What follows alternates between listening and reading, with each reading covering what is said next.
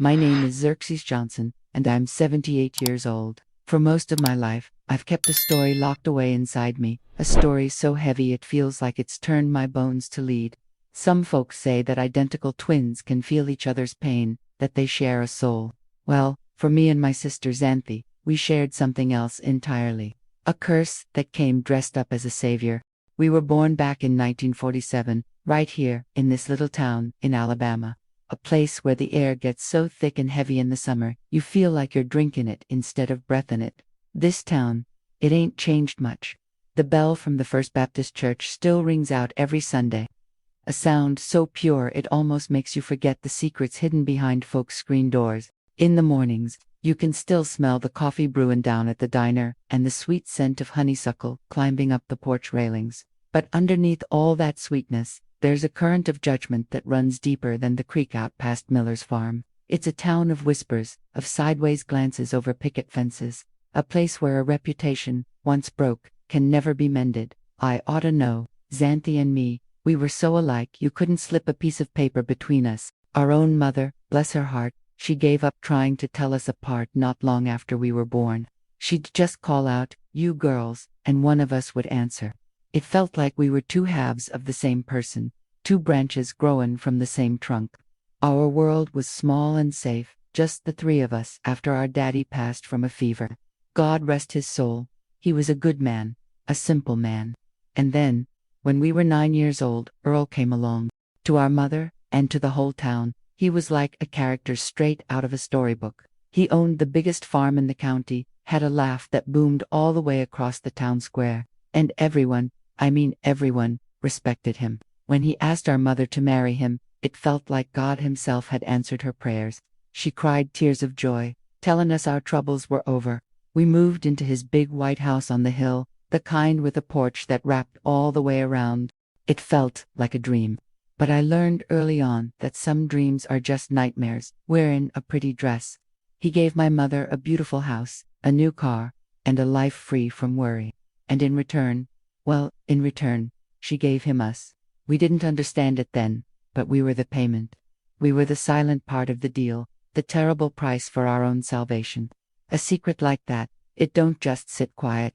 It grows roots, twists them around your heart until you can't hardly breathe for the pressure of it. I've carried this story for more than 60 years, feeling its weight with every sunrise. But I'm an old woman now, and the time for silence is over.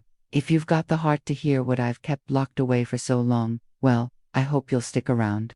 Like this story, maybe share it with someone who needs to hear it, and follow my page to walk the rest of this road with me, because this is just the beginning of how our mother offered us to our stepfather, and what came after.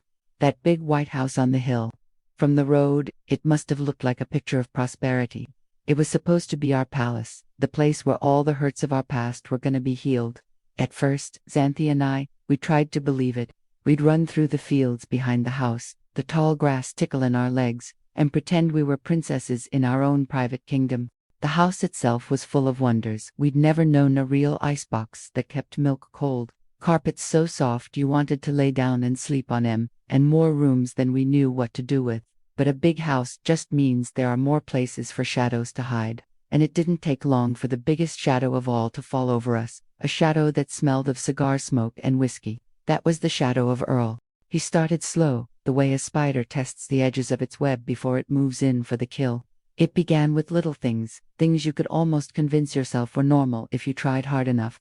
A hand that would rest on your shoulder just a second too long, a compliment about our dresses that felt sticky and wrong. The way his eyes would follow us when we played in the yard. He had these games he wanted to play sitting us on his lap while he read the paper, his fingers pressing into our sides, him laughing that big boomin' laugh that the whole town admired. But when it was just us, the laugh didn't reach his eyes. His eyes were cold and watchful, like a hawk's. Xanthi and I, we didn't have the words for the feeling that would crawl up our spines, but we knew it was a sickness. We'd look at each other from across the room, and in a single glance, we'd say everything. You feel it too. Stay close. Don't leave me alone. The real poison, though, the thing that curdled everything inside us, was our mother. The first time we tried to tell her, I remember it like it was yesterday. We found her on the back porch, shelling peas into a big metal bowl. Xanthi, who was always a bit braver than me, She spoke up first. Her voice was just a little tremble. She told Mama that Earl's hugs felt bad, that we didn't like being alone with him. I watched our mother's hands. They just stopped. For a whole minute, she didn't move, just stared out at the fields. The hope in my chest was so loud it felt like a drum. And then, she turned to us. And the look in her eyes. It wasn't confusion. It wasn't concern. It was a cold, hard anger. She told us we were ungrateful. She said Earl had saved us from a life of nothin', and this was how we repaid him, by tellin' wicked, hateful lies. The slap came so fast I didn't even see it, but I felt the sting of it on Xanthi's behalf. Then it was my turn. She told us if she ever heard such filth come out of our mouths again, we'd wish we'd never been born. We weren't just being hurt by a monster. We were being handed over to him by the one person in the whole world who was supposed to protect us. She knew. Lord, looking back, I know she knew from the very start. Her anger wasn't because she thought we were lying. It was because she was terrified we were telling the truth. A truth that would shatter the comfortable life she'd been given. A life she valued more than her own daughters. That's when the real nightmare began. Because once Mama had shown her cards, there were no more rules. The games got worse. The touches went from his hands to his whole body. The locked doors became a normal thing. And here's the part that still turns my stomach after all these years. The detail that shows the depth of the betrayal. It wasn't just that our mother turned a blind eye. She started arranging it. She made it part of our routine. Every night, after the supper, dishes were washed and put away. She'd dry her hands on her apron and say, in a voice as flat as a tabletop, "All right, you girls, go on and keep Earl company in the study. Don't you keep him waiting." It wasn't a suggestion. It was a command. She was sending us to him, walking us right to the slaughter. We'd go down that long, dark hallway, the polished wood cold under our bare feet, holding hands so tight our knuckles were white.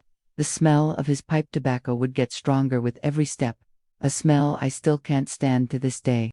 We'd push the heavy wood door open, and there he'd be, sittin' in his big leather chair, a glass of whiskey in his hand, with a smile on his face that was the most evil thing I have ever seen. And he'd pat his legs and say, "Come on in, girls. Daddy's been waiting for you." We were children.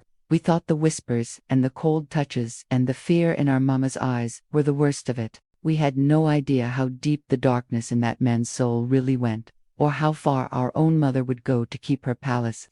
She wasn't just letting the monster in. She was holding the candle, lighting its way to our bedroom door. And it was in those moments, standing before him in that quiet study, that we understood the full truth. This wasn't just happening to us. This was a payment being made every single night. In that big, cold house, the only warmth we had was each other. Our small bedroom, with its 2 little beds and 1 window that looked out over the dark fields, it became more than just a room. It was our fortress, our church, our whole world. When the rest of the house was filled with the sound of Earl's heavy footsteps or the sharp, brittle sound of our mother's voice, our room was a sanctuary of silence. The floorboards knew all our secrets. At night, after the door to the study had closed and we were finally, blessedly left alone, we would build a kingdom just for the 2 of us. We didn't need to speak much. A look was enough. A squeeze of the hand under the thin blankets was a whole conversation. Xanthi, she was always the shield. I was the quiet one, the one who would retreat so far inside myself I'd almost disappear. But Xanthi, she had a fire in her.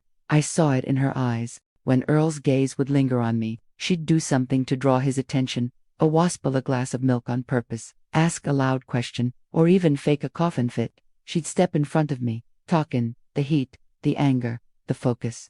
It was a silent agreement between us. She would face the dragon, and I would keep the stories of us safe inside my heart. We were 2 halves of a whole, and she was the half that fought while I was the half that remembered. I'd watch her so small and yet so fierce, and I'd pray to God to make me as strong as she was, but I wasn't. I was the one who learned how to float away, how to send my mind to a quiet, empty place where the bad things were just muffled sounds happening to a girl who wasn't me. Our mother was the warden of our prison. She demanded we act happy. She'd look at us over the breakfast table, her eyes narrow and hard, and say things like, "Smile, girls. Earl likes to see a happy home." If we looked sad, if our eyes were red from crying in the night, we'd get punished for being sullen and ungrateful. She was polishing her perfect life, and we were 2 little smudges she kept trying to wipe away. The whole town saw the Johnsons, Earl, the respected farmer, his lovely wife, and those two sweet, quiet twin girls. We'd go to church on Sunday, dressed in matching floral dresses Mama had sewn, our hair in perfect braids. Folks would pat our heads and tell Mama how blessed she was, and Mama would smile, a tight, painful-looking smile, and agree. It was all a play, and we were the star performers. The cost of a bad performance was too high to even think about.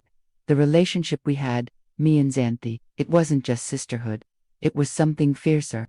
It was the bond of soldiers in a war nobody else could see. We learned to read the air in a room, to know by the way Earl set his whiskey glass down what kind of night it was going to be. For 3 years, from the time we were 9 till we were 12, this was our life, the routine of terror. We'd go to the study together, we'd hold on to each other, and we'd survive it together.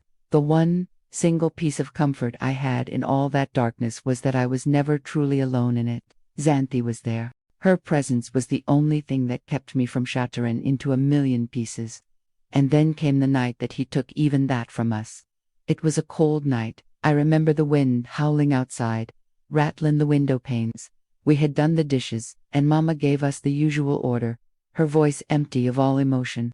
We walked down that long hallway, our hands locked together, but when we got to the study door, Earl was standing there, blocking the way. He looked down at us, that sick smile on his face, and he did something new. He reached out and took Xanthi by the arm. Then he looked at me and said, "Not you tonight. Go on to your room. Just your sister's gonna keep me company." The world just stopped. All the air went out of my lungs. I looked at Xanthi, and for the first time, I saw pure, animal terror in her eyes.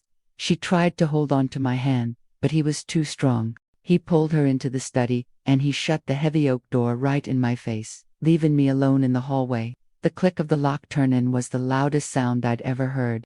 That was the moment I understood a new kind of horror, the horror of being left behind, the horror of being the one who was safe, while the other half of my soul was on the other side of a door with a monster. I stood there, my hand still outstretched, my whole body shucking. I couldn't move, I couldn't breathe, I just listened. That was the plot twist in our story of survival. The monster had learned our only secret, that we drew strength from each other, and he had decided to break us apart. That night, I didn't pray for me. I sank to the floor in that cold, dark hallway, pressed my ear to the wood, and I prayed for God to protect the only person I had left, the only person who mattered.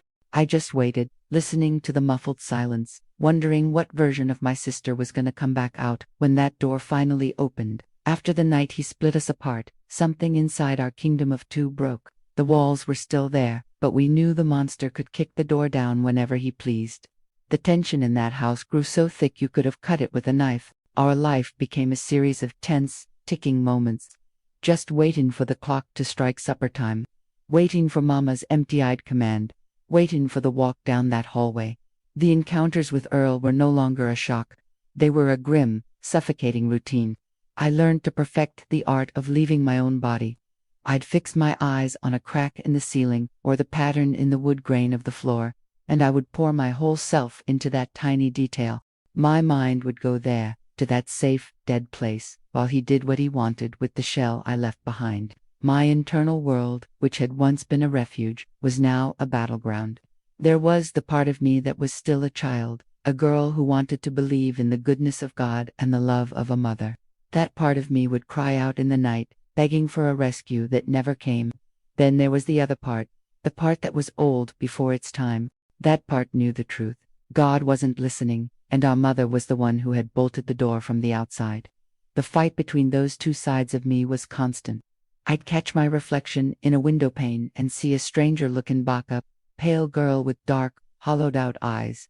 That ain't Xerxes, I'd think. Xerxes likes to catch fireflies and read books. That girl in the glass, she looks like she's seen the end of the world. The tension kept growing, winding tighter and tighter, like a spring being coiled. We were on a dangerous path, Xanthi and me, and we knew it. But there was no turning back, no other road to take. We were trapped in his web, and every day he pulled the strings a little tighter. The world outside the farm became a blur. At school I'd hear the other children laughing about silly things, talking about birthday parties and summer fairs, and it would sound like a language from a foreign country. How could they be so light? Didn't they know what the world was really like? We couldn't connect with anyone. Our secret was a wall of glass between us and everybody else. They could see us, but they couldn't touch us. And we couldn't ever reach out. Then, a new terror began. It started with me. I woke up one morning feeling a terrible churning in my stomach. I barely made it to the outhouse before I got sick. I thought maybe I'd eaten something bad. I cleaned myself up and didn't say a word to anyone. But it happened again the next morning. And the next, a strange exhaustion settled deep in my bones, a weariness that sleep couldn't fix. I was 12 years old, but I felt ancient. I kept it to myself for a week, my own private misery. Then, one morning, as I was coming back to the house, I saw Xanthi leaning against the old oak tree, her face pale as a sheet. I knew that look. I knew that stance. I ran to her, and before I could even ask, she whispered, "I feel sick, Xerxes. My stomach's all wrong." My blood ran cold. It was the same sickness, the exact same churning, the same bone-deep tiredness. That was the most terrifying complication yet. It wasn't just a stomach bug. This felt different. This felt like something he had put inside of us, a poison that was now growing in both of us at the same time. We were being consumed from the inside out, our bodies turning against us in the very same way. We were terrified. What was this disease? Was it gonna kill us? The fear was a living thing, a cold snake in our bellies. We had to hide it. If Mama found out we were sick, she might take us to the doctor. And we couldn't let anyone examine us, anyone learn our secrets. So we started a new routine. We'd wake up before the sun, take turns being sick out in the fields where no one could hear. We'd force ourselves to eat at the table, swallowing down bites of food that felt like ash in our mouths, just to keep up appearances. We were two little girls, playing pretend in a world that had become brutally real. We were keeping a new kind of secret now, not just what was binding to us, but what was happening inside of us. And I had a cold, sick feeling that this secret was one that was gonna grow until it couldn't be hidden no more. We were walking on the most dangerous ground yet, and I just knew, that we were about to fall. The secret sickness we carried inside us began to have a life of its own. It was a hungry thing, and it started to demand more space, pushing against the fabric of our dresses, rounding out our bellies in a way that couldn't be mistaken for a big supper. We were 12 years old, still playing with dolls in the quiet moments our kingdom allowed us, but our bodies were betraying us with a woman's curse. We started wearing Earl's old flannel shirts over our clothes, anything big and baggy that might hide the truth for one more day. We'd hold our breath when our mother was near, sucking in our stomachs so hard it hurt, praying she wouldn't notice. But a secret like that, a secret that grows and breathes and lives inside you, it can't be hidden forever.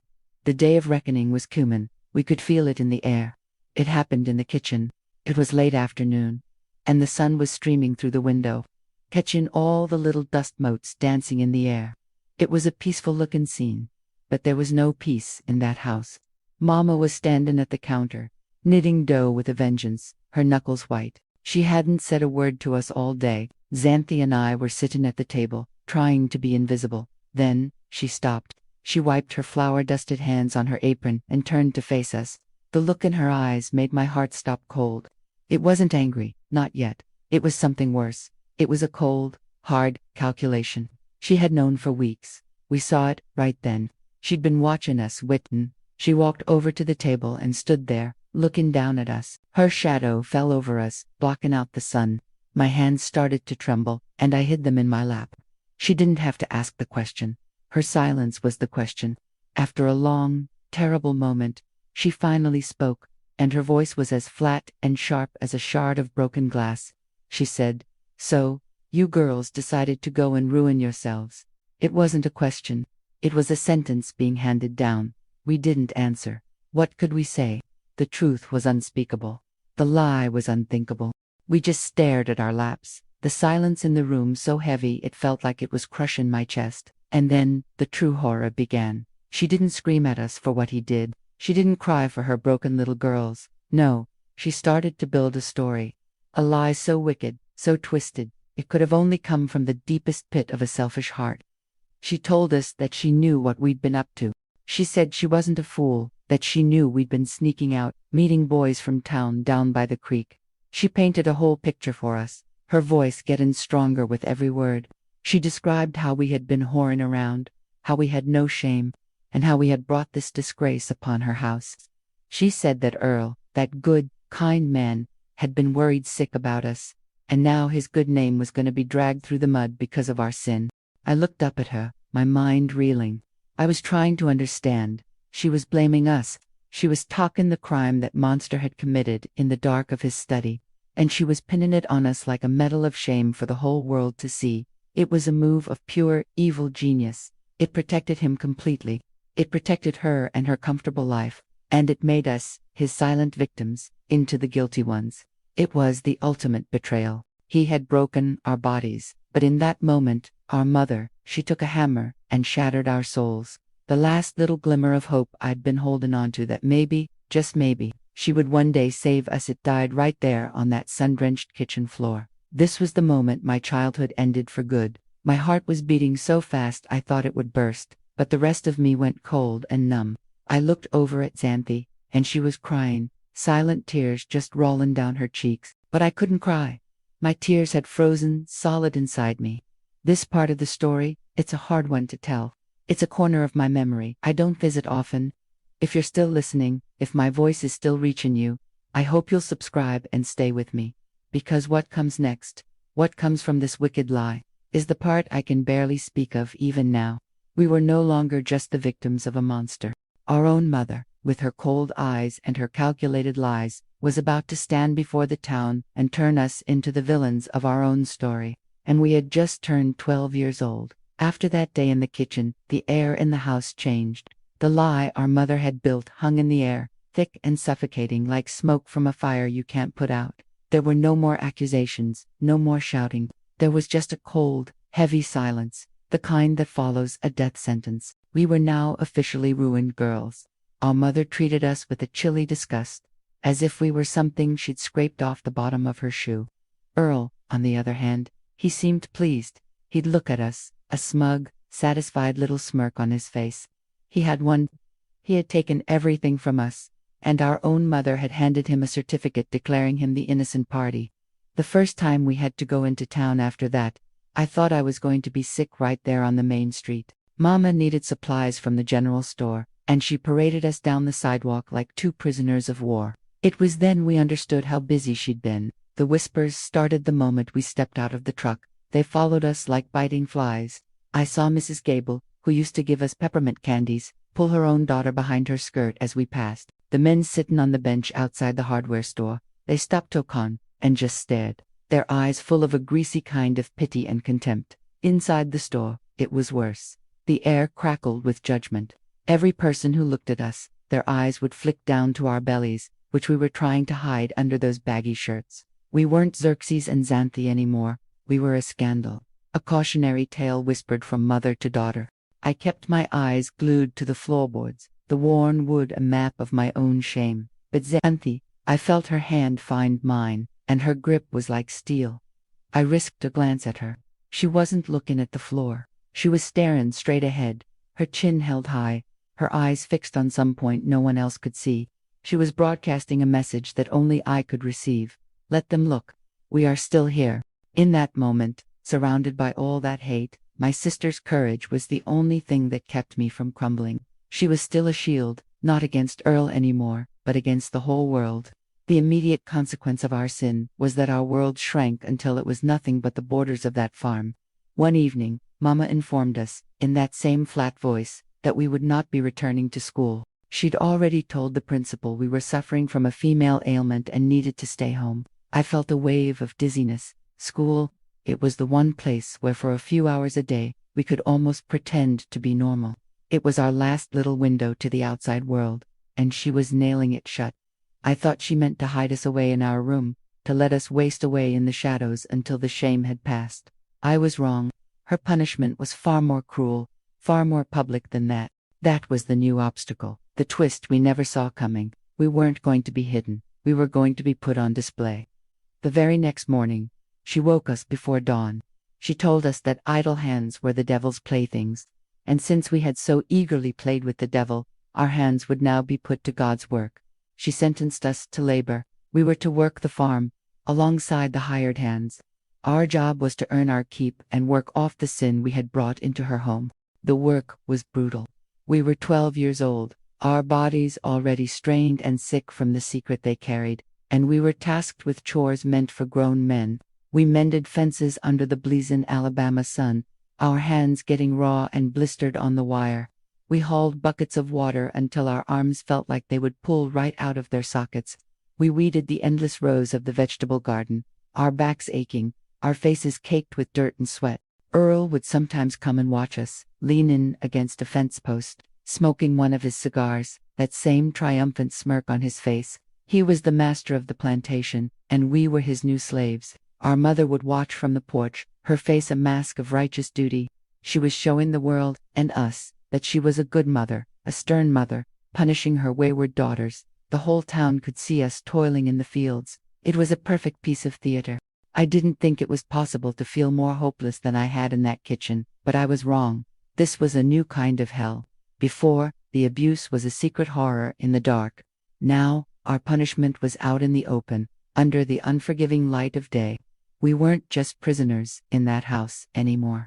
We were the livestock, paraded around to show how our master dealt with disobedience. And as I collapsed into bed each night, every muscle in my body screaming in pain, I was beginning to understand that this punishment wasn't something that was meant to end. It was just getting started. The seasons turned, but our misery stayed the same. Summer bled into a humid, heavy autumn, and the work on the farm never stopped. By then, there was no hiding what was happening to us. Our bellies were swollen and round, a constant, living testament to our mother's lie. Being pregnant at 12 years old is an unnatural thing. Your body ain't ready. Your bones ache in ways they shouldn't. And there's a permanent exhaustion that settles so deep inside you. You feel like you're walking through water all day long, but our mother made no allowances. To her, our condition was not a delicate matter to be tended to. It was the physical evidence of our shame, and she seemed determined to work it right out of us. Laziness is a sin, she'd say, her voice sharp as a needle. When she'd find one of us resting for a moment in the shade, our backs screaming in protest, our shared pregnancy became the new foundation of our kingdom of two. We were living the exact same strange, terrifying dream. When I'd feel a fluttering deep inside me, I'd look over at Xanthi, and I'd see from the look on her face that she'd just felt it too. It was another secret language between us. At night, we'd lay in our beds, a few feet apart, and whisper in the dark. Not about boys or school, the way other girls our age might. We'd whisper about our fears. "Does your back hurt this bad?" she'd ask. "Are you scared?" I'd whisper back. "Always," she'd answer.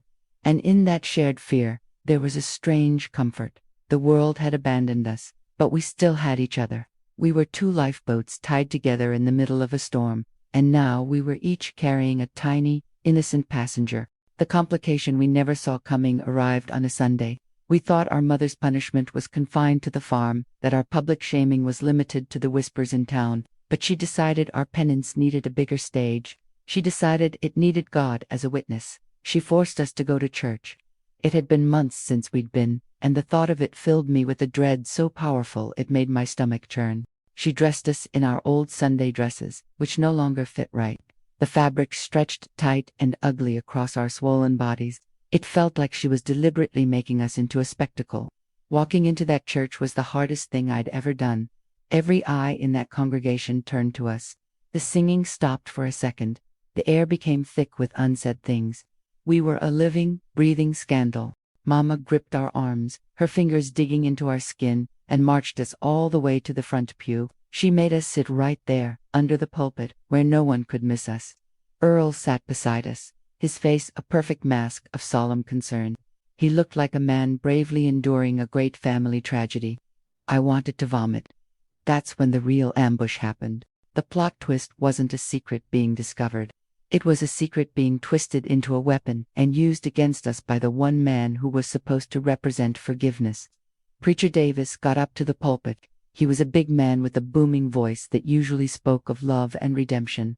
But not that day. That day, his voice was like thunder, and his eyes were like flint.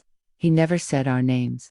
He didn't have to. He started a sermon about the moral decay of the youth, about the serpent of sin slithering into their town, even into the hearts of the young. He talked about Jezebels in pigtails and the devil's harvest, his eyes glancing down at us every few sentences. The whole town was watching us. I could feel their stares like physical blows on my back. He was talking about us. He was using us as his sermon illustration. He was holding up our broken, abused bodies as a warning to every other family in that church. The shame was so hot, so absolute, I thought I was going to catch fire. I felt my soul shrink down to a tiny, hard knot in my chest. I looked at my mother. She was staring straight ahead at the preacher, nodding her head slightly, a look of grim, righteous agreement on her face. She was proud.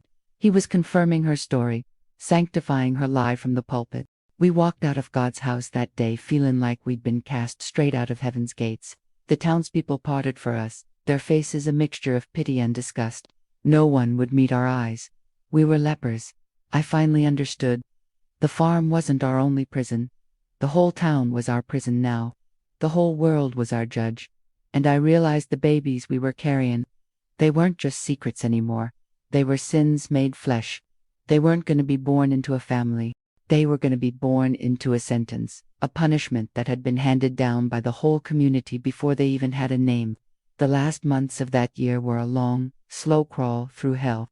Winter began to creep into Alabama, the bitter wind rattling the windows of our room like skeletal fingers trying to get in. The world outside turned gray and barren, a perfect match for the landscape of my heart. The farm work lessened as the ground hardened, but our confinement only grew deeper.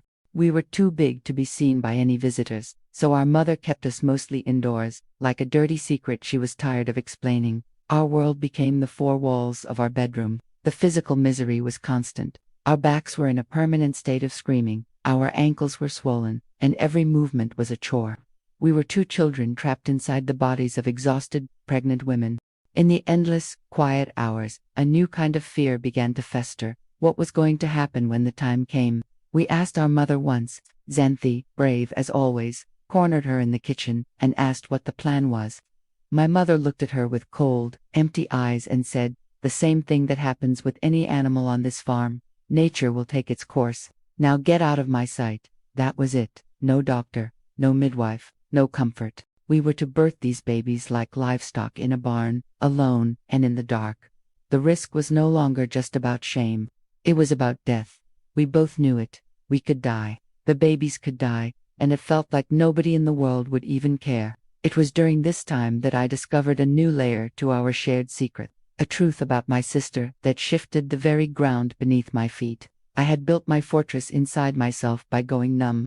The babies inside me felt like a part of the sickness, a part of him. I couldn't connect. I couldn't let myself feel anything for them, because it hurt too much to think of where they came from. I thought Xanthi was the same. I thought her strength was like Mina's shield of emptiness. I was wrong. One night, I woke up to a sound, a soft, humming noise.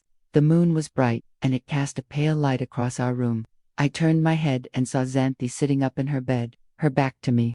Her hands were resting on her big, round belly, and she was humming.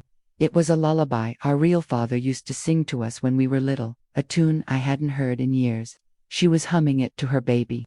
As I watched, I saw her lips move, and though her voice was just a whisper, I heard what she said. "It's okay, little one," she whispered to her stomach. "You just be strong. Mama's here."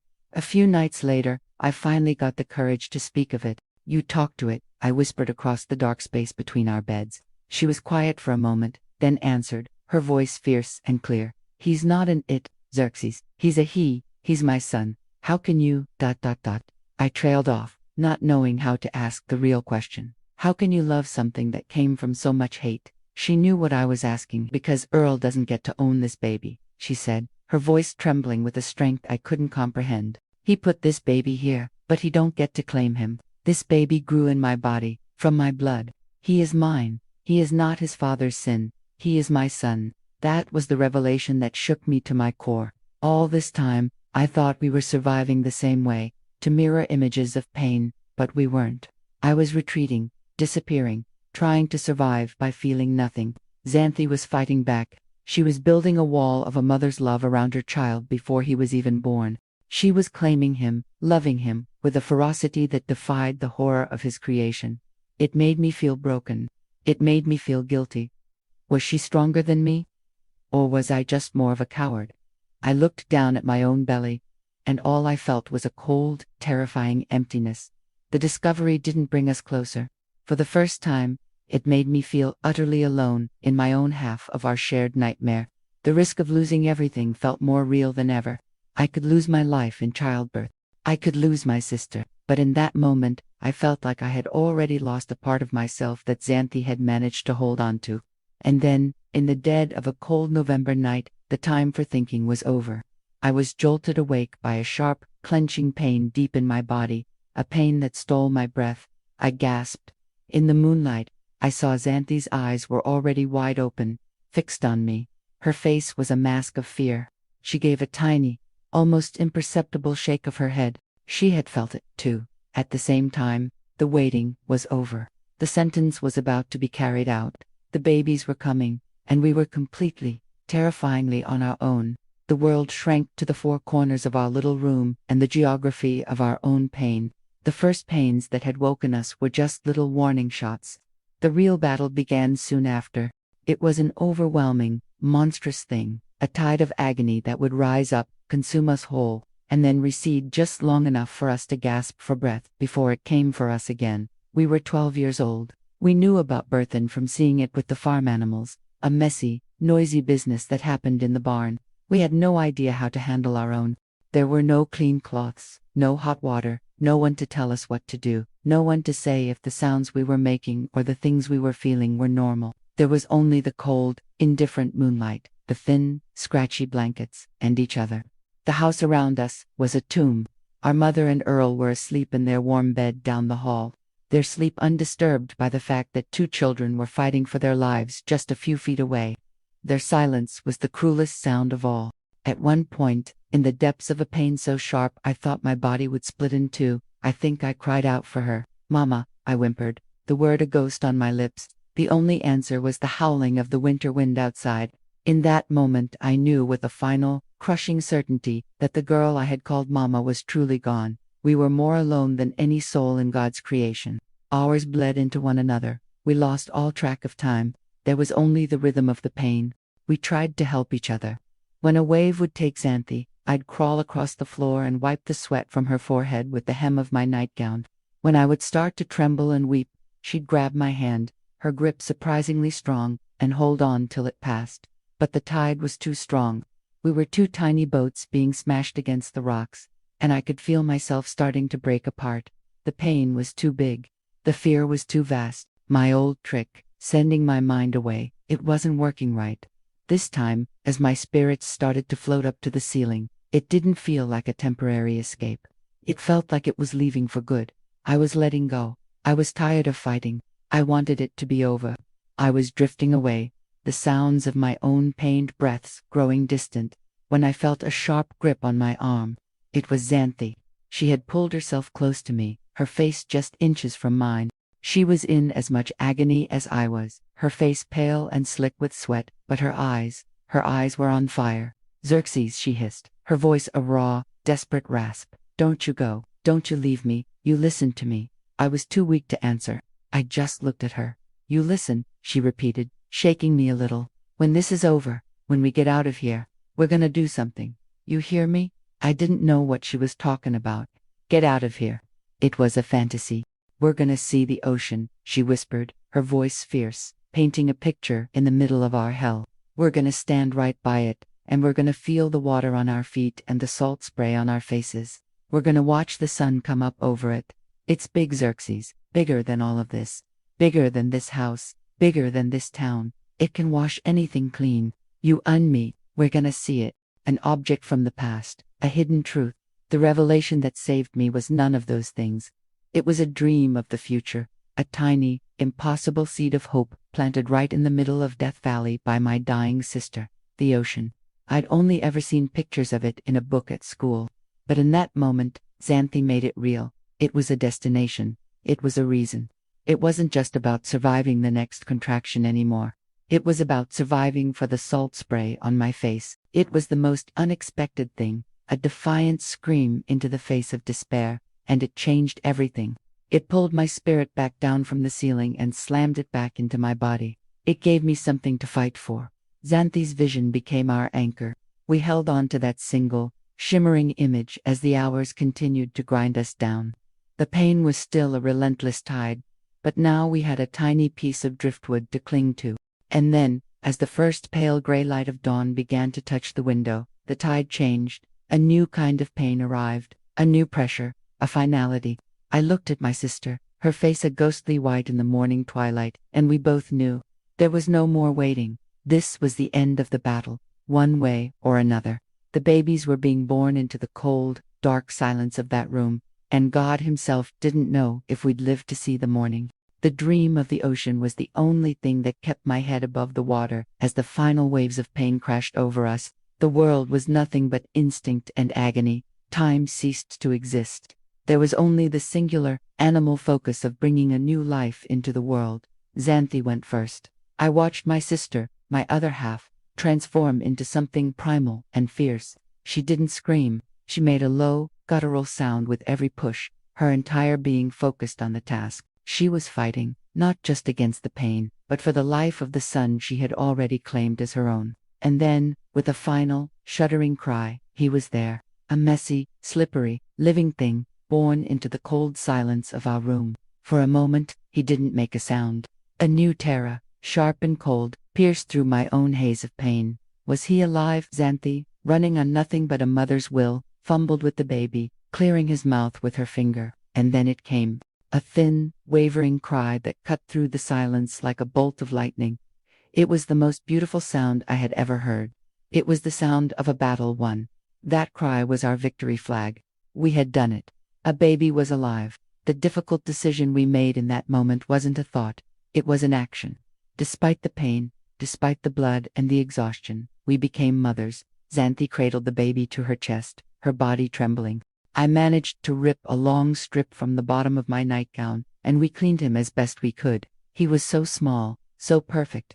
In the middle of all that ugliness, we had made something beautiful. For a few minutes, there was a strange, holy peace in that room. Then it was my turn. The peace shattered as my own body clenched with a final, violent urgency. My experience was different. Where Xanthi had been a fierce warrior, I was just a vessel for pain. I was so tired, so empty. The vision of the ocean had gotten me this far, but my anchor was slipping. I pushed, my body acting on its own, my mind a million miles away, and then, it was over. My baby was born, but there was no cry, there was only silence. A deep, profound, terrible silence that swallowed the room whole. The baby lay still. So terribly still. It was a little girl. She was perfect, just like Xanthi's son, but her chest did not rise and fall. Her lips were a pale, bluish color. No, I whispered.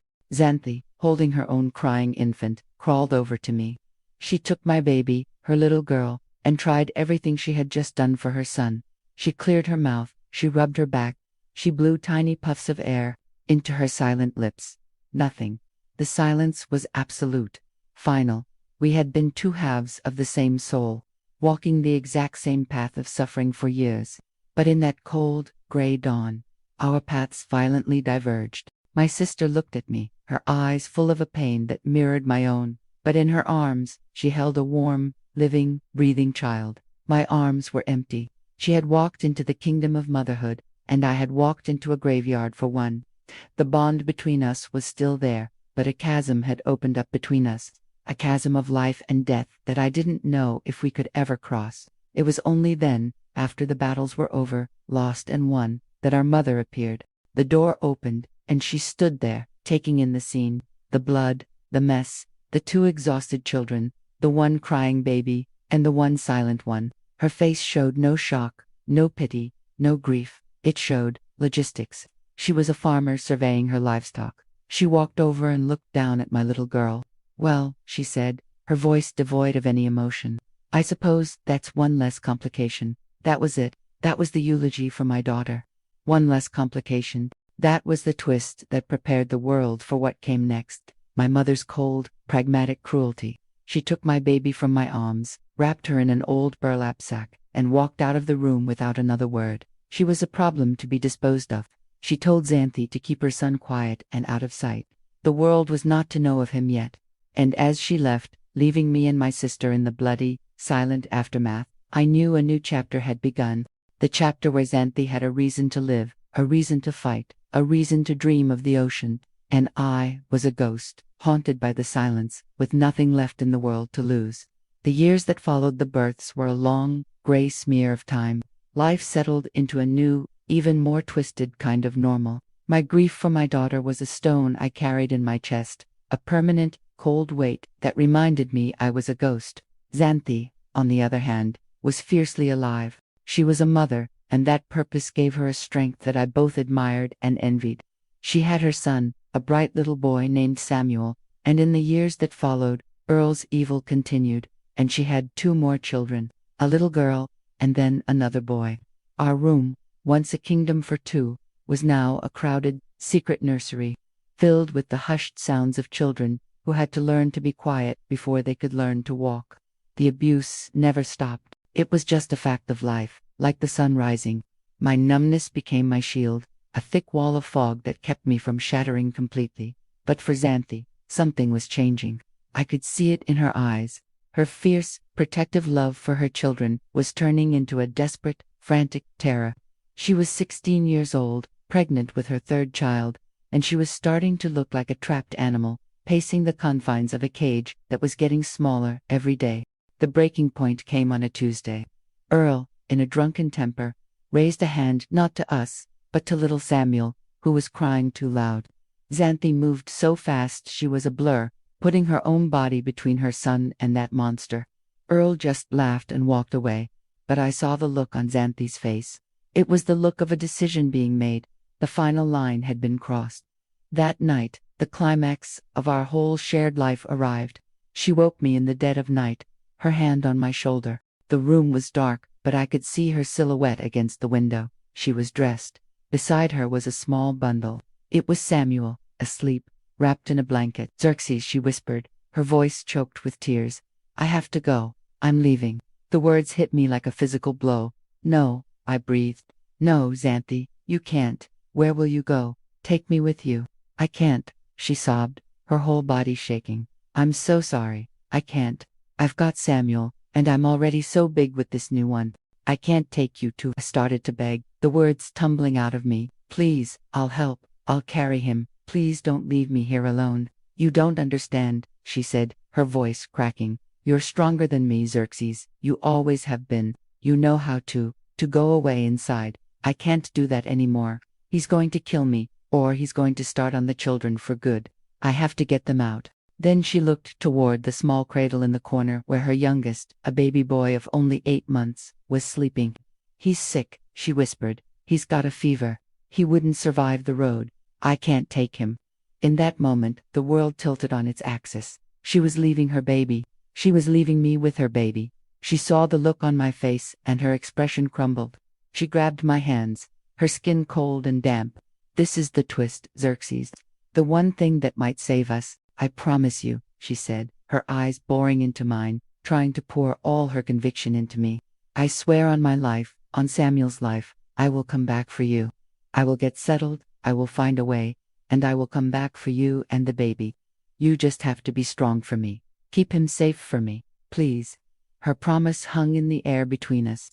It felt impossible, a fairy tale whispered in the dark. But it was also the only thing in the room that wasn't despair. It was a choice. Believe her, or accept that I was being abandoned to hell forever. I chose to believe. I had to. She kissed my forehead, a wet, salty kiss full of tears and 16 years of a shared life. She picked up Samuel, gave one last, agonizing look at the cradle, and slipped out of the room, as silent as a shadow. I was frozen. I listened to the faint sound of the back door creaking open, and then closing, and then silence. A silence more profound and complete than any I had ever known. She was gone. The other half of my soul had just walked out into the night, leaving me utterly, terrifyingly alone. I thought losing my own daughter was the end of the world. I was wrong. The world can end more than once. As the first light of dawn began to creep into the room, I was left with the weight of her sick child in my arms and the echo of a promise I had to believe in, because if I didn't, there was nothing left at all. I thought that had to be the end of our story. But I would learn there was still one last, devastating surprise waiting for me down the road. Xanthi's promise became the sun and the moon of my life. For 40 years, I held on to it. It was the rock I built my world on. I raised her son, Jacob, as my own. He was a sweet, quiet boy, and I poured all the love I had into him, the love I couldn't give my own lost daughter. The abuse from Earl continued, and I brought 4 more children into that cursed house, all of them bearing his face but my spirit. I made a promise to myself that they would never know his evil. I became a fortress for them, a wall of silence and grim determination. My life was no longer my own. It was a long, patient act of waiting for the day my sister would keep her promise. My mother died when I was 25. She passed in her sleep, taking her unconfessed sins with her to the grave. There was no closure, just an empty space where a mother should have been. Earl lived to be 60. He died of a heart attack right in the middle of the fields he loved more than any person. At his funeral, the whole town came to mourn the respected man they thought they knew. I stood by his coffin, and I didn't cry. When no one was looking, I did a little dance, right there on the dirt that would soon cover him. It wasn't a dance of joy.